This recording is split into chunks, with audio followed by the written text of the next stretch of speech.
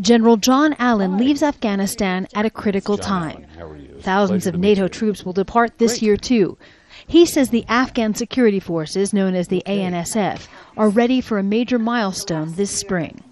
Where the ANSF move into the lead for combat operations and we move into support, still in combat, but in support, I'm comfortable they'll be ready.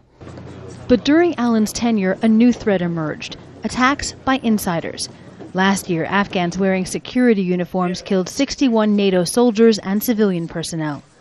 The Taliban know that if they can split us apart at the seam of where we train, advise, and assist, where we assist this force to become capable over time, to become the archenemy of the Taliban, if they can split us here, then they can achieve strategic outcomes.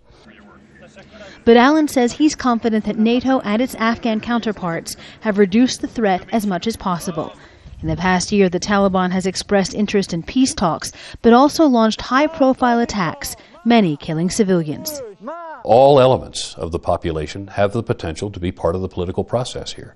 The Taliban have their own ideology. The Taliban have their own platform. That platform, I think, is incompatible with many of the directions that this society has ultimately taken. One of the biggest challenges ahead, he says, is the presidential election, scheduled for April 2014. That will be a key moment in the modern history of Afghanistan. And the Afghan National Security Forces, being able to secure that election, will make, in many respects, contribute directly to the credibility of that election. Allen says the country's future is in the hands of the government. It is the nature of this kind of a conflict, where once security is established, credible government will then emerge from that establishment. And I think we're there now. But can a credible government survive without the help of international forces? Allen says there are no certainties in post-conflict Afghanistan. His successor, U.S. General Joseph Dunford, is expected to be the last NATO commander here. The mission ends in 2014.